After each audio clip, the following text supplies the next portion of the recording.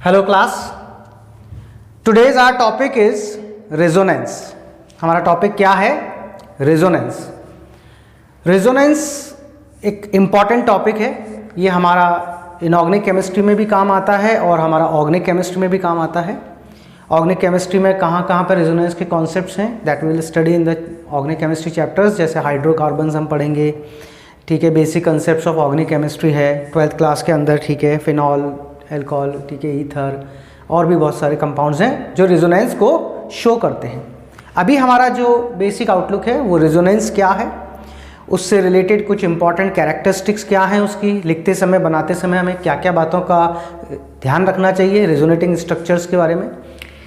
तो सबसे पहले अगर हम इसका डेफिनेशन का पॉइंट ऑफ व्यू देखें, when a molecule can not be represented by single structure, जब हम किसी मॉलिक्यूल को एक सिंगल स्ट्रक्चर से रिप्रेजेंट नहीं कर सकते, हम सिंगल स्ट्रक्चर से रिप्रेजेंट नहीं कर सकते, इसका मतलब क्या है कि अगर आप उस पर्टिकुलर मॉलिक्यूल का एक सिंगल स्ट्रक्चर बनाओगे, ठीक है, या स्ट्रक्चरल अरेंजमेंट बनाओगे, तो अगर उसकी सारी जो भी प्रॉपर्टीज हैं, XYZ जो भी प्रॉपर्टीज हैं, अगर वो स्ट्रक्चर उन सबको एक्सप्लेन कर देता है तो वो उसका एक्चुअल स्ट्रक्चर है, फाइनलाइज स्ट्रक्चर है। लेकिन ऐसे कई और मॉलिक्यूल्स भी हैं जिनकी सारी कैरेक्टरिस्टिक एक स्ट्रक्चर से एक्सप्लेन नहीं होती, ठीक है, उस पर्टिकुलर एक स्ट्रक्चर से एक्सप्लेन नहीं होती। तो इसका मतलब उसके हमारे को क्या है, इसका मतलब उसके और भी कोई स्ट्रक्चर्स हैं जिनको हम रेजोनेटिंग स्ट्रक्चर्स कहते हैं, कॉन्ट्रीब्यूटिंग स्ट्रक्चर्स कहते हैं, कैनोनिकल स्ट्रक्चर्स कहते हैं, ठीक है। जैसे पहले एक बार डेफिनेशन देखते हैं। When a molecule can not be represented by single structure but its characteristics can be described by two or more than two, can be described by two or more than two structures, ठीक है, then actual structure is called resonance hybrid of this structure, ठीक है। तो जो actual structure बनेगा उनसे मिलकर, उन सारे स्ट्रक्चर से मिलकर जो एक एक्चुअल स्ट्रक्चर हम बनाएंगे, फाइनलाइज स्ट्रक्चर जिसको हम कहते हैं, उसको हम क्या कहते हैं, उसका रेजोनेंस हाइब्रिड कहते हैं। क्या कहते हैं उसका? रेजोनेंस हाइब्रिड, मतलब उन सबसे मिलकर बना हुआ, ठीक है।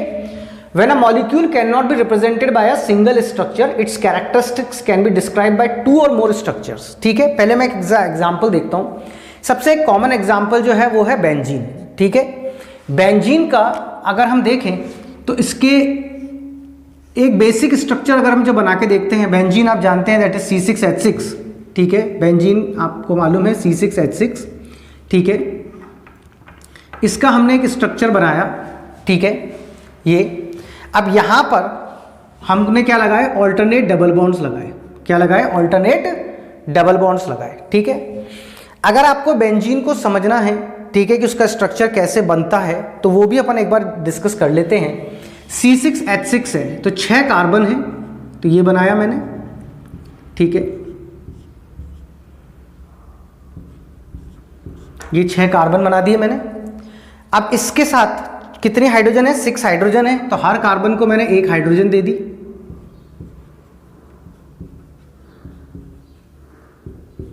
ठीक है, हर कार्बन को मैंने 1 हाइड्रोजन दे दिया। अब आपको मालूम है कि एक कार्बन जो होता है उसकी वैलेंस इलेक्ट्रॉन उसमें 4 होते हैं, और अपने वो किसी भी कंपाउंड में मैक्सिमम मिनिमम की कोई सिचुएशन नहीं है। आप ये ध्यान रखिए, carbon always form 4 bonds, 4 covalent bonds बनाता है कार्बन हमेशा अपने किसी भी स्ट्रक्चर में। अभी आप इसको देखेंगे, ठीक है, अभी आप इसको देखेंगे तो आप क्या देख पाएंगे कि हर कार्बन के 3 ही बॉन्ड्स हो रहे हैं। कोई भी कार्बन आप देखें उसके 3 ही बॉन्ड्स हो रहे हैं, होने कितने चाहिए? 4। उसको फुलफिल करने के लिए हम क्या करेंगे? ऑल्टरनेट पोजीशन पर डबल बॉन्ड लगा देंगे। ये लगा दिया मैंने ऑल्टरनेट पोजीशन पर, ठीक है। तो यहां पर आप देखें तो इस कार्बन के भी 1 2 3 4, इस कार्बन के भी 1 2 3 4, ठीक है, इस कार्बन के भी 1 2 3 4, ये हो गया, ठीक है। अब इसको मैंने कंडेंस फॉर्म में लिखा तो ये तो 6 कार्बन हो गई आपकी, 1 2 3 4 5 और 6, और यहीं पर कौन है? इनसे अटैच हाइड्रोजन है, 1 2 3 4 5 6, और ये आपके ऑल्टरनेट डबल बॉन्ड्स, ठीक है। लेकिन अगर मैं इन ऑल्टरनेट्स डबल बॉन्ड की पोजीशन को चेंज कर दूं, अगर मैं इस ऑल्टरनेट डबल बॉन्ड की पोजीशन को चेंज कर दूं, ऑल्टरनेट मतलब एक छोड़कर एक लगाना है, अगर मैं इस ऑल्टरनेट डबल बॉन्ड की पोजीशन को चेंज कर दूं तो भी स्ट्रक्चर वही बनेगा। देखिए ये मैंने यहाँ से हटा दिए सारे, और अब की बार मैंने इधर की जगह, ठीक है, यहाँ लगा दिया, एक यहाँ लगा दिया और एक यहाँ लगा दिया, तो भी बेंजीन बन रहा है और तो भी कार्बन की वैलेंसी फुलफिल हो रही है। ठीक है, तो अगर मैं ये वाला, पहले मैंने स्ट्रक्चर लिया था तो मैंने यहाँ लगाए, अगली बार मैंने स्ट्रक्चर बनाया तो यहाँ बनाए, ठीक है, और मैंने ऑल्टरनेट डबल बॉन्ड्स यहाँ लगा दिए। ठीक है, अब अगर बेंजीन का कोई एक स्ट्रक्चर होता, मान लीजिए या तो ये होता या ये होता, दोनों में से कोई भी एक होता, अगर ये बेंजीन का एक्चुअल स्ट्रक्चर है, अगर ये बेंजीन का एक्चुअल स्ट्रक्चर है, तो इनमें से कोई भी स्ट्रक्चर बेंजीन की क्या करेगा, सारी प्रॉपर्टीज को एक्सप्लेन कर देगा और वही उसका एक्चुअल स्ट्रक्चर होगा।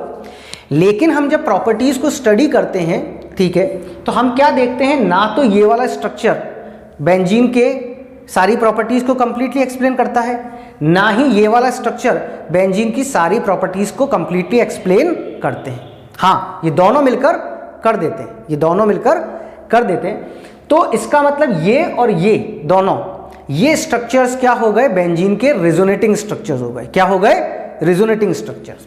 रेजोनेटिंग स्ट्रक्चर्स के बीच में हम डबल हेड एरो लगाते हैं, जो ये बताता है कि ये दोनों रेजोनेटिंग स्ट्रक्चर्स हैं। ठीक है, ये हमारा, इसको मैं फर्स्ट बोल देता हूं, इसको मैं सेकंड बोल देता हूं। अब जो एक्चुअल स्ट्रक्चर होगा, एक्चुअल स्ट्रक्चर जो होगा वो क्या होगा, इन दोनों का मिला हुआ फॉर्म।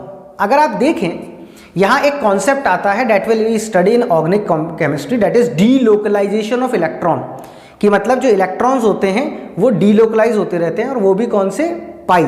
ठीक है, ये वाला जो बॉन्ड है वो पाई बॉन्ड है, बाकी सारे सिग्मा बॉन्ड्स हैं। ठीक है, ये वाला पाई बॉन्ड है, बाकी सब सिग्मा है। ठीक है, ये सब बॉन्ड सिग्मा है। ठीक है, ये सारे बॉन्ड्स सिग्मा है। ये जो डबल बॉन्ड बना हुआ है, ठीक है, कौन सा डबल बॉन्ड, ये क्या है, पाई इलेक्ट्रॉन है। ठीक है, क्या है, पाई इलेक्ट्रॉन।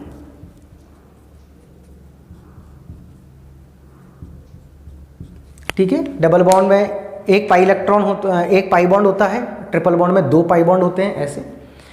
अब इन्हीं का क्या होता है, डीलोकलाइजेशन होता है, दैट हम ऑर्गेनिक केमिस्ट्री में देखेंगे। और ये पाई इलेक्ट्रॉन क्या देख रहे हैं आप, अगर देखें तो ये घूम रहे हैं, यहाँ था, यहाँ था, यहाँ था, अब थोड़ा सा घुमाया आपने इसको एंटी क्लॉकवाइज, तो ये यहाँ आ गया, ये यहाँ आ गया, यहाँ आ गया। This is delocalization that we will study. अब जो फाइनल स्ट्रक्चर बनेगा, जो फाइनल स्ट्रक्चर बनेगा वो इन दोनों का मिला जुला फॉर्म होगा, इन दोनों का मिला जुला फॉर्म होगा, जिसमें इन दोनों का कंट्रीब्यूशन होगा। ये जो स्ट्रक्चर है इसको हम कैसे दिखा सकते हैं, ये बनाया हमने। ठीक है, अब ये पाई इलेक्ट्रॉन्स घूम रहे हैं, तो हम क्या करते हैं, ठीक है, यहाँ पर इस तरीके से बना देते हैं। ये जो सर्किल होता है बेंजीन का, नॉर्मली ये स्ट्रक्चर सबसे ज़्यादा काम में आता ही है। ये जो स्ट्रक्चर है ये किसको शो कर रहा है कि जो पाई इलेक्ट्रॉन है वो एक जगह पर ना होकर, बल्कि वो क्या हो रहे हैं, ठीक है, पूरे बेंजीन रिंग में घूम रहे हैं। ठीक है, तो ये वाला और ये वाला, ये तो क्या हो गए, रेजोनेटिंग स्ट्रक्चर हो गए, या आपके कैनोनिकल स्ट्रक्चर हो गए। और इन दोनों से मिलकर ये जो स्ट्रक्चर बना है, ये कौन है, रेजोनेटिंग हाइब्रिड। क्या है ये, रेजोनेटिंग हाइब्रिड, मतलब इन दोनों का, ठीक है, मिलकर जो बना है, ठीक है, वो स्ट्रक्चर ये है। और ये इन दोनों से ज़्यादा क्या होगा, स्टेबल होगा। ये दोनों से ज़्यादा क्या होगा, स्टेबल होगा, क्योंकि इसकी एनर्जी लो होगी तो इसका स्टेबिलिटी भी ज़्यादा होगी। ठीक है, ये इन दोनों से ज़्यादा, मोर स्टेबल। ठीक है, यही, ठीक है, और इसकी एनर्जी क्या होगी, इन दोनों से लो होगी। रेजोनेंस एनर्जी है कॉन्सेप्ट, अभी हम इस लेक्चर में आगे स्टडी करने वाले हैं उसको भी। यहां तक हो गया। दूसरी बात, यहां पर ये कैसे जस्टिफाई हो रहा है, ठीक है, कैसे जस्टिफाई हो रहा है कि ऐसा होगा, ये हमको पता कैसे पड़ेगा, ये हमको पता पड़ेगा एक्सपेरिमेंट से। किससे पता पड़ेगा, एक्सपेरिमेंट से। कैसे, एक्चुअली क्या होता है, जब हम यहां पर देखते हैं तो 3 कार्बन कार्बन सिंगल बॉन्ड है। 3 कार्बन कार्बन क्या है, सिंगल बॉन्ड है। कार्बन कार्बन जो सिंगल बॉन्ड होता है उसकी लेंथ होती है, ठीक है, 1.54 एंगस्ट्रॉम या फिर 154 पिकोमीटर बोल लीजिए। और कार्बन कार्बन जो डबल बॉन्ड होता है, ठीक है, उसकी लेंथ होती है 1.34 एंगस्ट्रॉम या फिर 134 पिकोमीटर बोल लीजिए आप। ठीक है, इसका मतलब ये हो गया कि इसकी लेंथ होनी चाहिए 1.54, इसकी होनी चाहिए 1.34, इसकी होनी चाहिए 1.54, 1.34, 1.54, 1.34, ऐसा होना चाहिए। या इस स्ट्रक्चर के हिसाब से इसकी 1.54 और इसकी 1.34, 1.54, 1.34, 1.54, 1.34। लेकिन आप खुद देख रहे होंगे कि जब मैंने ये बात बोली तो यहां पर एक कंफ्यूजन डेवलप हो गया।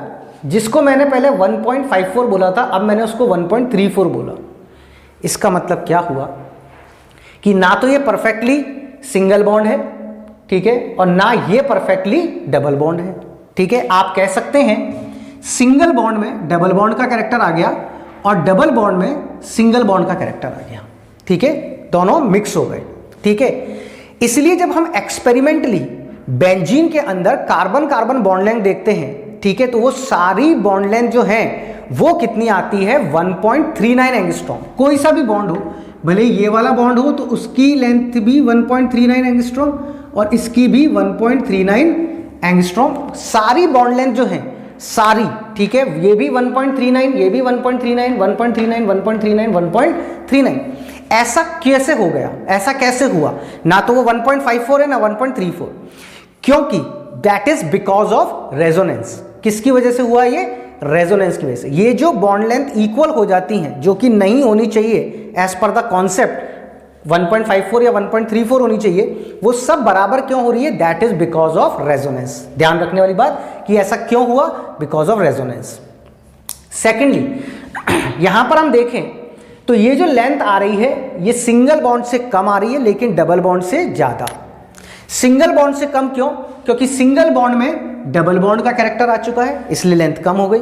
और डबल बॉन्ड से ज्यादा क्यों? क्योंकि डबल बॉन्ड में सिंगल बॉन्ड का कैरेक्टर आ चुका है इसलिए वो डबल बॉन्ड से ज्यादा। तो वैल्यू जो आ रही है वो इन दोनों वैल्यूज के बीच में आ रही है। जो वैल्यू आ रही है वो इन दोनों के बीच में आ रही है, ठीक है। तो व्हाई इट इज हैपनिंग, ठीक है, बिकॉज यहां पर एक स्ट्रक्चर से सारी बेंजीन की प्रॉपर्टीज एक्सप्लेन नहीं हो सकती, सारी प्रॉपर्टीज एक्सप्लेन नहीं हो सकती, इसलिए उसके क्या है, दो स्ट्रक्चर्स हैं, ठीक है। और जो फाइनल स्ट्रक्चर है, जो मोस्ट स्टेबल स्ट्रक्चर है रेजोनेटिंग हाइब्रिड, वो इन दोनों स्ट्रक्चर्स का क्या है, मिला जुला फॉर्म है, ठीक है। और इसका एक्सप्लेनेशन क्या है कि बॉन्ड लेंथ इक्वल है। बॉन्ड लेंथ क्यों इक्वल है? That is because of resonance, ठीक है।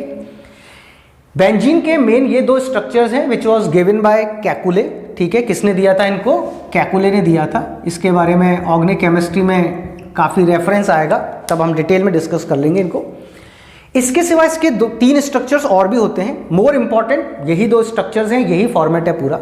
लेकिन इसके तीन स्ट्रक्चर्स और हैं जो डेबार ने दिए थे, ठीक है, पर वो लेस इंपॉर्टेंट है लेकिन हमको पता होने चाहिए। तो अगर हम डेबार के स्ट्रक्चर्स की बात करें, ठीक है, तो डेबार के स्ट्रक्चर जो हैं वो किस तरीके से बनते हैं? इस तरीके से दिखाए जाते हैं, ठीक है, कि तीन डबल बॉन्ड ऐसा, ठीक है, ये हेक्सागोनल रिंग बनाई आपने, ठीक है, और इसके अंदर ये तीन डबल बॉन्ड, ठीक है, इसी तरीके से एक और बनाएंगे आप, ठीक है, ये हेक्सागोनल रिंग बनाई आपने, ठीक है, और यहाँ पर ये तीन डबल बॉन्ड, ठीक है। ये स्ट्रक्चर जो है ये कौन से हैं? डेबार स्ट्रक्चर हैं, ठीक है। किसके स्ट्रक्चर हैं? डेबार, ठीक है। ये कैसे हम काम में लेंगे वो बाद में बात करेंगे इसके बारे में। अभी आप ये समझ लीजिए क्योंकि एक स्ट्रक्चर से अगर किसी मॉलिक्यूल का, when a molecule can not be represented by a single structure but it's characteristic can be describe by two और मोर स्ट्रक्चर्स। टू और मोर क्यों? कभी आगे जाके जब ऑर्गेनिक केमिस्ट्री में हम देखेंगे एनिलीन, फिनॉल वगैरह, उनके 5-5 स्ट्रक्चर भी बनेंगे। टू और more structures, then actual structure is called resonate hybrid या रेजोनेटिंग हाइब्रिड, ठीक है। दीज ऑफ दीज स्ट्रक्चर्स, इन दोनों का मिला जुला फॉर्म, इनको हम क्या बोलते हैं? आपको ध्यान है, इनको हम कॉन्ट्रीब्यूटिंग स्ट्रक्चर्स बोल सकते हैं, और ठीक है, इसके सिवा हम इसको क्या बोल सकते हैं? ठीक है, कैनोनिकल स्ट्रक्चर्स बोल सकते हैं। क्या बोल सकते हैं? कैनोनिकल स्ट्रक्चर्स, ठीक है। यहां पर कॉन्सेप्ट किसका ध्यान रखना है? That is of bond length, कि यहां पर बॉन्ड लेंथ सिंगल बॉन्ड और डबल बॉन्ड दोनों के बीच में आ रही है। बॉन्ड लेंथ अलग अलग होनी चाहिए थी लेकिन सारी बॉन्ड लेंथ कैसी आ रही है? सेम आ रही है। कैसी आ रही है? सेम आ रही है। इसी तरीके से अगर हम अपना अगला स्ट्रक्चर लें दैट इज ओजोन, O3, तो ओजोन का स्ट्रक्चर हम बनाते हैं वो कोऑर्डिनेट बॉन्ड वगैरह बनता है, लेकिन क्या होता है कि जब हम रेजोनेंस दिखाते हैं तो हम कोऑर्डिनेट बॉन्ड को ना बनाकर उसकी जगह सिंगल बॉन्ड की तरह उसको रिप्रेजेंट कर देते हैं। ठीक है, अब मैं एक स्ट्रक्चर ओजोन का बनाता हूँ। ठीक है, ये डबल बॉन्ड और ये सिंगल बॉन्ड, जो एक्चुअली कौन है, कोऑर्डिनेट बॉन्ड है, आपको मालूम है। ठीक है, इसको मैंने सिंगल बॉन्ड की तरह रिप्रेजेंट कर दिया है। तो यहाँ पर इसके पास 2 लोन पेयर हैं, इसके पास 1 है, क्योंकि ऑक्सीजन के आउटर मोस्ट शेल में 6 इलेक्ट्रॉन होते हैं, तो 2 तो यहाँ शेयर हो गए, 1 2, 2 यहाँ दे दिए एक साथ 4 और 2 यहाँ दे दिए 6, तो ये डबल बॉन्ड हो गया और ये सिंगल बॉन्ड हो गया। अब अगर ये स्ट्रक्चर एक्चुअल स्ट्रक्चर है तो ये ओजोन की सारी, ठीक है, प्रॉपर्टीज को क्या करेगा, डिस्क्राइब कर देगा, लेकिन ऐसा नहीं होता है। सबसे बड़ा कंफ्यूजन क्या है, वही बॉन्ड लेंथ से समझेंगे इस चीज को हम। ठीक है, अगर मैं ऑक्सीजन ऑक्सीजन डबल बॉन्ड लेता हूं, ऑक्सीजन ऑक्सीजन का डबल बॉन्ड लेता हूं, तो उसकी लेंथ आती है 121 पिकोमीटर। कितनी आती है, 121 पिकोमीटर। ठीक है, ऑक्सीजन ऑक्सीजन डबल बॉन्ड की लेंथ कितनी आती है, 121 पिकोमीटर। और ऑक्सीजन ऑक्सीजन सिंगल बॉन्ड जो होता है ये वाला, इसकी लेंथ आती है आपकी 148 पिकोमीटर। इसका मतलब ये हुआ कि अगर ये स्ट्रक्चर एक्चुअल स्ट्रक्चर है, अगर यही स्ट्रक्चर एक्चुअल स्ट्रक्चर है, तो ये वाली बॉन्ड लेंथ जो होनी चाहिए वो 121 होनी चाहिए और ये वाली बॉन्ड लेंथ जो होती है वो 148 होनी चाहिए। लेकिन ऐसा नहीं होता, ऐसा नहीं होता। ठीक है, तो क्या होता है वो भी हम देखते हैं एक्सपेरिमेंटली। ठीक है, तो इसका मैंने हाइब्रिड बनाया। अब की बार क्या करा मैंने, सिंगल बॉन्ड को इधर कर दिया और डबल बॉन्ड को इधर कर दिया, पोजीशन चेंज हो गई। इसके पास तो वही है 1, इसके पास 2 और इसके पास 3 लोन पेयर्स। जो बॉन्डिंग में काम आते हैं वो बॉन्ड पेयर्स, जो बॉन्डिंग में काम नहीं आते हैं वो लोन पेयर्स। ठीक है, फिर से वही बात हो गई, जिसको आपने पहले, ठीक है, क्या बोला था 148, अब वो कहां पर आ गया 121 पर, और जहां जिसको आपने पहले बोला था 121 वो कहां आ गया आपका 148 पे, चेंज हो गया पैटर्न। इसका मतलब ये दोनों स्ट्रक्चर्स अपने आप में कंप्लीट स्ट्रक्चर्स नहीं है, तो इनका क्या करना पड़ेगा हमारे को, रेजोनेटिंग हाइब्रिड बनेगा। अब वो रेजोनेटिंग हाइब्रिड जो बनेगा वो कैसे बनेगा, ओजोन, ठीक है, और डबल बॉन्ड पोजीशन चेंज कर रहा है तो वो यहां भी हो सकता है और यहां भी हो सकता है। तो ये इन दोनों का क्या हो गया, रेजोनेटिंग हाइब्रिड हो गया। क्या हो गया इन दोनों का, रेजोनेटिंग हाइब्रिड। कैसे पता पड़ा, बॉन्ड लेंथ अलग अलग होनी चाहिए थी लेकिन नहीं है। ठीक है, एक्चुअली जो बॉन्ड लेंथ आ रही है वो कितनी आ रही है, 128 पिकोमीटर और इसकी भी 128 पिकोमीटर। दोनों बॉन्ड लेंथ क्या हो गई, इक्वल हो गई। आपको आंसर मालूम है क्यों इक्वल हो गई, बिकॉज ऑफ रेजोनेंस। किसकी वजह से इक्वल हो गई, बिकॉज ऑफ रेजोनेंस। वैल्यू अगर आप देखें तो 121 से ज्यादा है, 148 से कम, क्योंकि डबल बॉन्ड में सिंगल बॉन्ड का कैरेक्टर है और सिंगल बॉन्ड में डबल बॉन्ड का कैरेक्टर है। ठीक है, आपको मालूम है सिंगल बॉन्ड की लेंथ बड़ी होती है, डबल बॉन्ड की छोटी होती है, ट्रिपल बॉन्ड की सबसे छोटी होती है बॉन्ड लेंथ। ठीक है, तो डबल बॉन्ड में सिंगल बॉन्ड का आ गया इसलिए बढ़ के 121 से 128 हो गया, और सिंगल बॉन्ड में डबल बॉन्ड का आ गया इसलिए कम होकर 148 से कितना हो गया, 128 हो गया। तो अगेन यहां पर क्या हुआ, बिकॉज ऑफ रेजोनेंस। ठीक है, ये कॉन्ट्रीब्यूटिंग स्ट्रक्चर्स, कैनोनिकल स्ट्रक्चर्स, और ये क्या है इनका रेजोनेटिंग हाइब्रिड या रेजोनेंस हाइब्रिड। ठीक है, इसी तरीके से अगर हम थर्ड एग्जाम्पल देखें, ठीक है, जो हमारा कौन है, कार्बन डाइऑक्साइड।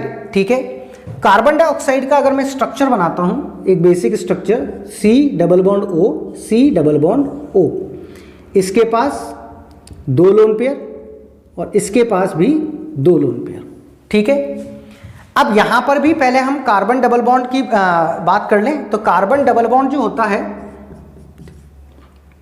उसकी बॉन्ड लेंथ, ठीक है, कितनी होती है, 100। ठीक है, ये जो कार्बन डबल बॉन्ड है दोनों तरफ, ठीक है, इसकी बॉन्ड लेंथ जो होती है वो कितनी होती है, 122 पिकोमीटर। कितनी होती है, 122 पिकोमीटर। ठीक है, लेकिन जब हमने एक्सपेरिमेंटली कार्बन की और ऑक्सीजन की बॉन्ड लेंथ्स को मेजर किया तो वो कितनी आई, 115 पिकोमीटर। 115 पिकोमीटर। इसका मतलब, ठीक है, यहां पर बॉन्ड लेंथ फिर से इक्वल हो गई। ठीक है, फिर से इक्वल हो गई। तो ऐसा कैसे हो रहा है, और क्या हो गई वो, इससे कम हो गई। तो इसका मतलब ठीक है, ये जो स्ट्रक्चर है ठीक है, इसके भी क्या होंगे, रेजोनेटिंग स्ट्रक्चर्स होंगे। ठीक है, कैसे बनाएंगे, ठीक है, इसको देखें थोड़ा सा। तो इसमें क्या होगा, एक बार आप एक लाइन को आप बहुत ध्यान रख लीजिए। ठीक है, मैं आपको अलग से बता देता हूँ। ये लाइन कोई बहुत परफेक्ट एकदम या हर जगह लगने वाला कॉन्सेप्ट नहीं है, लेकिन अगर आप इस लाइन को ध्यान रखेंगे तो कहीं ना कहीं आपके ठीक है रेजोनेंस बनाने में ईजी रहेगा। ठीक है, इनऑर्गेनिक में भी और स्पेशली आगे जाके ऑर्गेनिक में भी। ठीक है, इस लाइन को आप कोशिश कीजिए कि इसको दिमाग में रखिए। ठीक है, नॉट एज अ कि भाई कोई यूनिवर्सल कॉन्सेप्ट है, हर जगह परफेक्टली अप्लाई होना ही है, ऐसा बात नहीं है, but it will make the things easy. तो इसको आप ट्रिक की तरह भी बोल सकते हैं। तो एक लाइन का आप हमेशा ध्यान रखिए कि lone pair turns bond pair and bond pair turns lone pair. ठीक है, इस लाइन को आप एक तरीके से ध्यान रख सकते हैं, ये आपको रेजोनेंस को इजी जरूर कर देगा, ये बात है। ठीक है, परफेक्टली एक्सप्लेन करे ना करे लेकिन इजी जरूर करेगा, ये बात श्योर है। तो इसमें क्या होता है कि एक लोन पेयर इधर आ गया। ठीक है, एक लोन पेयर इधर आ गया। मैं एक बार बता देता हूं क्योंकि दो तरफ से बताना पड़ेगा। ठीक है, तो क्या हुआ, एक लोन पेयर सपोज कीजिए इधर आ गया। ठीक है, इधर से, तो lone pair turns bond pair, और ये जो बॉन्ड पेयर था वो इधर चला गया। ठीक है, तो bond pair turns lone pair, दो इलेक्ट्रॉन आकर एक बॉन्ड बन जाएगा। तो यहां पर कंडीशन क्या हो गई, ऑक्सीजन एक ही लोन पेयर रह गया, यहां पर ट्रिपल बॉन्ड बन गया। ठीक है, यहां से बॉन्ड पेयर चला गया तो यहां सिंगल बॉन्ड रह गया। ठीक है, अब इसके पास दो लोन पेयर तो पहले थे ही। ठीक है, एक और आ गया तो यहां पर तीन हो गए। इसके पास पहले कितने थे, दो, एक चला गया तो कितने रह गए, एक। इसका मतलब इस डबल बॉन्ड में ट्रिपल बॉन्ड का कैरेक्टर आ गया और इस डबल बॉन्ड में सिंगल बॉन्ड का कैरेक्टर आ गया। समझ रहे बॉन्ड लेंथ क्यों चेंज हुई, डबल बॉन्ड में आया ट्रिपल बॉन्ड का कैरेक्टर तो बॉन्ड लेंथ कम हुई, यहां डबल बॉन्ड में आया सिंगल बॉन्ड का तो बॉन्ड लेंथ बढ़ी। ठीक है, तो उस केस में क्या होगा, सिंगल बॉन्ड सबसे बड़ा होता है लेंथ में, डबल बॉन्ड उससे छोटा, ट्रिपल बॉन्ड सबसे छोटा। तो बॉन्ड लेंथ क्या हुई, ठीक है, वेरिएट हुई। तो वैल्यू जो 122 रहनी चाहिए थी दोनों जगह पर, वो चेंज होकर कितनी हो गई, 115 हो गई, 115 हो गई। ठीक है, तो ये क्या बन गया इसका कैनोनिकल स्ट्रक्चर। ऐसे अगर मैं इसका उल्टा करूं, इधर से इसको लूं और इधर से इसको लूं, तो अब की बार जो स्ट्रक्चर बनेगा वो क्या बनेगा, इधर की तरफ ट्रिपल बॉन्ड बन गया, एक लोन पे रह गया, और इधर की तरफ सिंगल बॉन्ड बन गया, और यहां पर तीन लोन पेयर हो गए, बन गया। दूसरी बात यहां पर एक और चीज ध्यान रखनी, तो एक स्ट्रक्चर ये, एक बार ट्रिपल बॉन्ड इसको दिया, सिंगल बॉन्ड इसको दिया, दूसरी बार ट्रिपल बॉन्ड इसको दिया, सिंगल बॉन्ड इसको दिया, कोई दिक्कत नहीं है। दूसरी बात ये भी ध्यान रखिए, क्योंकि इसके पास इलेक्ट्रॉन्स बड़े हैं तो इस पर कैसा चार्ज आ गया, नेगेटिव, और यहां से गए हैं तो इस पर क्या आ गया, पॉजिटिव। इस वाले केस में इस पर बड़े हैं तो यहां नेगेटिव, और इस वाले से दूर गए हैं तो यहां पर पॉजिटिव। रेजोनेटिंग स्ट्रक्चर्स की एक खासियत होती है, उसको बहुत जरूरी आपको ध्यान रखना है, वो ये ध्यान रखना है कि टोटल चार्ज हमेशा सब में सेम होना चाहिए, चार्ज चेंज नहीं हो सकता। अगर किसी स्ट्रक्चर पे +1 है तो उसके सारे स्ट्रक्चर जितने भी आप कैनोनिकल स्ट्रक्चर्स बनाओगे उन सब में +1 होना चाहिए। किसी पर अगर -1 है तो उन सब के कैनोनिकल स्ट्रक्चर्स पे -1 ही रहना चाहिए टोटल।